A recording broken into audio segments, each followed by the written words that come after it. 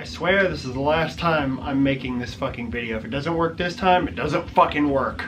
What's going on, guys? We're gonna do something a little bit different here. I'm gonna, well, one is gonna be a different style of video because it's not just gonna be a normal vinyl update video. But I also want to try some other shit with editing, which I've been doing a lot of lately, just sort of messing around with editing, and I like doing it. I've been doing it, like I said, a lot more recently for something that I'll sort of go into later, not in this video, but just at a later point in time when it becomes relevant. But yeah, basically this is a response video to my buddy Craig.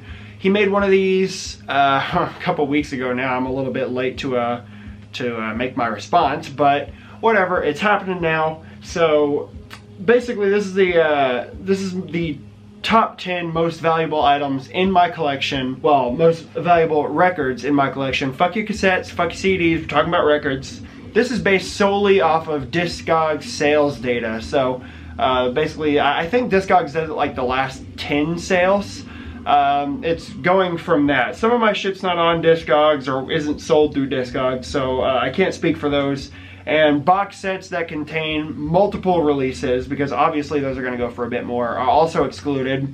This is single releases. All 10 of these are great fucking records, and a couple of them are a bit of a surprise, but for the most part, I kind of expected most of these.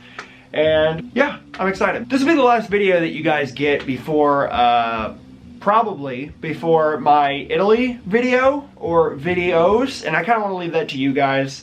I've been thinking maybe I would do some more in-depth stuff with the Italy vlog. Maybe multiple videos, and like I said, just sort of show off everything a bit more completely. Or maybe you guys just prefer the one single video because maybe you don't like travel videos or whatever. I would like to hear what you guys think, because if it sort of falls in line with what I want to do, maybe you guys will get what you want. Anyway, fuck it. That's what you guys came here for. You guys came to hear about some valuable motherfucking records. And I'm gonna go in order here. And I'll sort of explain some extra shit as it becomes relevant. But fuck it. Here's number 10. Number 10 is Arisminda with Stillbirth in the Temple of Venus. I'm actually a little bit surprised that this is on this list, because I got it for a really good price. And I think I got it for a good price because I didn't just buy it off Discogs. I went through and I messaged John from Arisminda and asked if he had any of these for sale, and he said he did. So I bought one from him for like a fourth of the price that some people are paying for this motherfucker. So I don't know about all that, but I'm glad I have this. I love this record, man. I've shown you the contents of this before, but for the sake of this video, I am going to do it again. There's the front cover, really fucking nice. I like the album cover an awful lot. That's the back cover, which is quite cool.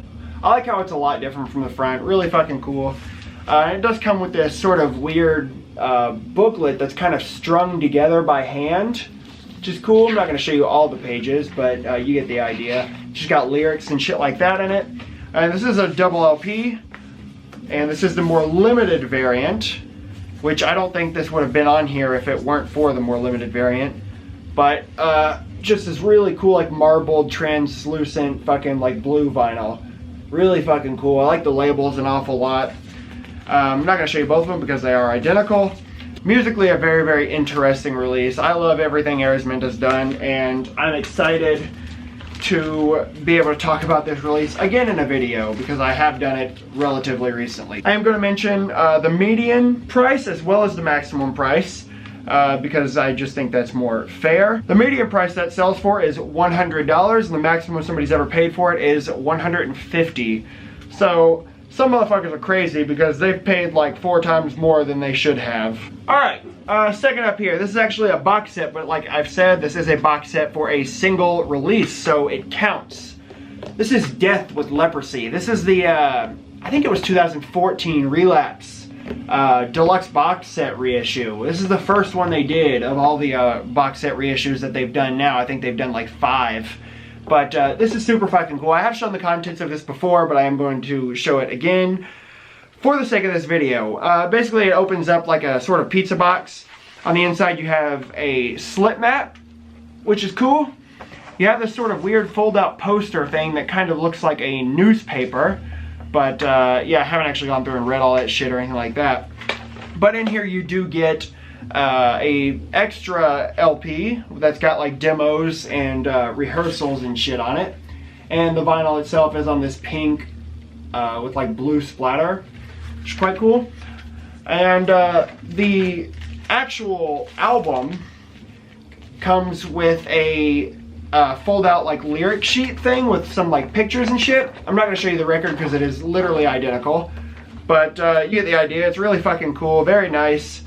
I like this thing a lot. I'm super pleased to own this. I do have all 3 of the first Death albums in sort of these weird deluxe box set reissue things, and that's all I care to get. I don't give a fuck about the other Death albums. I got this for, I think it was originally selling for like 60 bucks or something through Relapse, but the medium price this sells for now is $80, and the maximum it's ever sold for is $151.08. All right, my copy of this would not have made the list, but as we are just speaking in general terms here, we are this release is on the list. This is a split between Zester and Leviathan.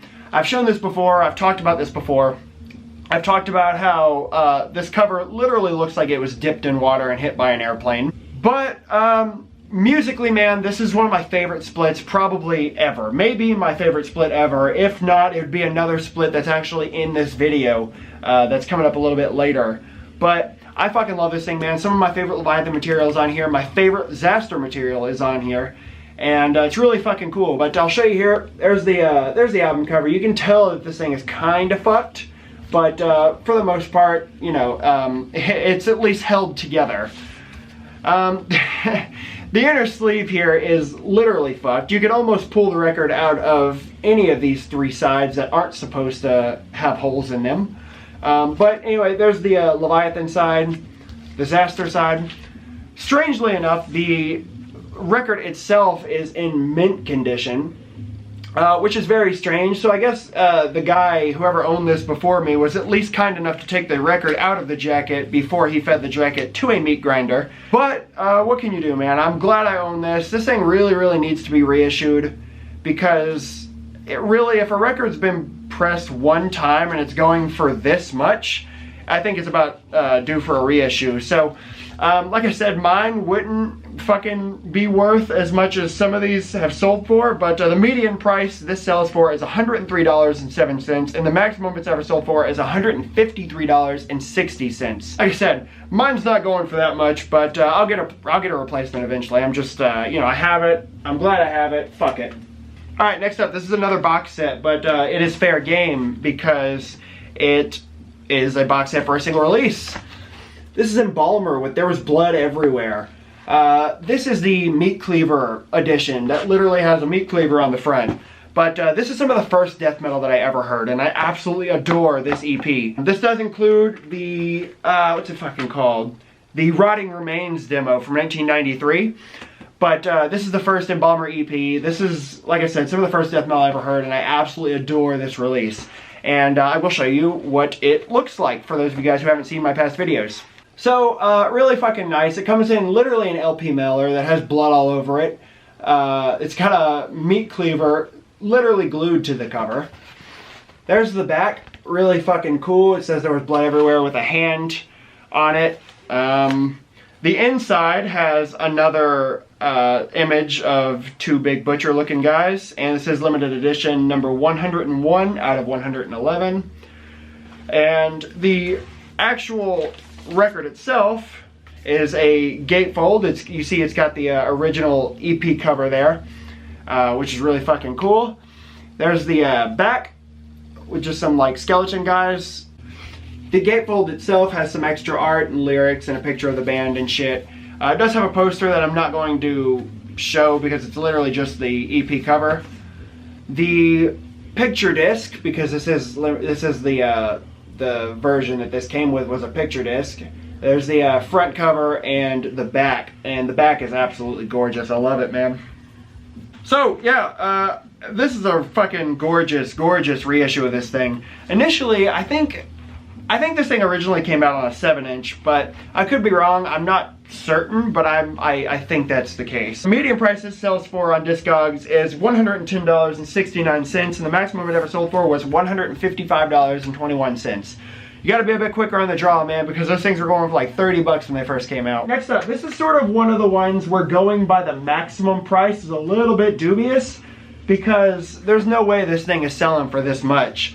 This is actually one of the records that'll be in my next vinyl update video, which I've already filmed and edited, so I'm not going to go too much into the packaging here. But this is Burzum Kite with Satan's Addiction and Pure Madness. Really fucking cool. Man, I love this. It's like a demo compilation with some of the stuff from fucking Goat Hornets, Angel Destruction, Pink Green 666, and Helvetrick. But this is fucking fantastic, man. I love the album cover. Super fucking silly with the guy with the witch hat. There's the back with just the fucking track listing and shit. This does include a like printed inner sheet thing here, but I'm not gonna go into detail because like I said, I already made a video showing it in detail and you don't want to see that shit twice. So, fuck it. Really, really fucking good stuff, but I just don't know why this is going for as much as it is. Because I got this for like 19 bucks like 5 months ago, and medium price this goes for on Discogs is $66.86, and the maximum it ever sold for is $165.47. So yeah, this is one of those things where I feel like going by the max might be arguably a little bit unfair, because just because one retard spent $100 more than everybody else did on a record doesn't really reflect how much the record was worth. And I think this is a perfect example of that, because I don't know what the fuck. I don't know if the guy's version was maybe signed or if there was something special. I have no idea. Maybe the guy just got ripped off. If he did, fuck that guy. This is definitely one that makes a little bit more sense, and one that I was expecting to make it into this video. This is Kraft with Terror Propaganda. I got this for a pretty good price considering what it sells for on Discogs, because I bought this and the first Kraft album, Total Soul Rape. I bought them together, so the guy gave me a bit of a discount for buying them both together. So I got both of them for basically what this seems to normally sell for on its own. So yeah, you guys have seen it, but here's the album cover. Really fucking cool. You can tell it's not in perfect condition, but it's not in bad condition, so I'm not too worried about it. There's the back cover. Fucking sweet. This is on black vinyl with very simple labels. So, side A, side B, whatever. And this does include a poster, which as I'm speaking is on my wall, but you guys will be seeing the poster now anyways. So, this is another one of those records, man. If it's been pressed once and it's going for this much, it needs to be reissued. I'd love to see this reissued with maybe a bit more of sturdy packaging. But really, man, I'm just glad to own it. I love this record. My favorite Kraft album. Fantastic, man. I love it. The medium price that sells for on Discogs is $151.28. And the maximum it's ever sold for is $220. Alright, next up we got a big ass box set. This was in Shawn's video. This is Conqueror of War Cult Supremacy. This is a Nuclear War Now version of this release. And this is the big box set tin thing, obviously. This is another one of those ones, going by the max is a little bit strange, because the gap between the median and the maximum price this is sold for is fucking huge. And Shawn explained it in his video, which I will link in the description along with Craig's video, obviously. But from what Shawn said, there was two versions of this. There was the tin version, but there was also a wooden version or something. I've never seen it. It's not on Discogs as far as I know. But I guess that may be what happened here, because there's no way this thing is ever sold for that much. Because, I mean, I got it for fucking half of what the median price sells for. So, I don't know, man, but I will show you the contents of this for the sake of this video. So you see it's a big ass fucking tin thing. It's got like a lid and it's got all this fucking neat shit in it, including this sweet ass patch, a sticker, which is the neatest of all things. It includes a big booklet, which in the vein of a lot of the Revenge booklets has like pictures of the band and little fucking excerpts of fucking like lyrics and shit. But this just also has red in it, which I guess sets it apart from the Revenge stuff. It includes a poster, it's quite cool, and a flag, which you guys have probably all seen. It also includes a t-shirt, which is quite cool. Hammer of Antichrist, super fucking nice. But probably the coolest thing about this is the record itself is super fucking nice. It's got this sort of faux leather gatefold here.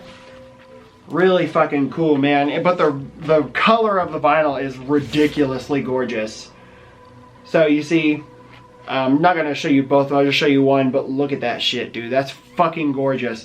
Fuck, I love the color. It's probably one of my favorites in my whole collection. It's just gorgeous, man. I love it. So yeah, this thing is sweet, man. I love this thing. I got this for, like I said, I got it for a super good price, but according to Shawn and according to Discogs, people are fucking crazy. The median price this sells for is $65.67, and the most it's ever sold for is $250 fucking dollars.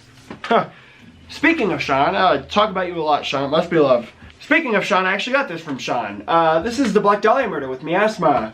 This is the second Black Dahlia Murder album, and this is the one, more than any other Black Dahlia Murder album, that needs a fucking reissue. If not for Shawn and the trade that we did, I would never own this motherfucker because I wouldn't have wanted to pay first press prices for this motherfucker because it goes for a lot of money. And not rightfully so. This is a Metalblade release. This should be in press pretty much always. This is a record that people want. And like I've said earlier in this video, if something's been pressed one time and it's going for hundreds of dollars, it needs a fucking reissue. Also, this is a Black Dahlia Murder album that I feel like most people say is the weakest Black Dahlia Murder album. In my experience, those are the same people who say Ritual is the best Black Dahlia Murder album, and like those very same people, they are very wrong. To me, this is one of the most animalistic sounding Black Dahlia Murder albums, and vocally, this is definitely the most feral sounding Black Dahlia Murder album.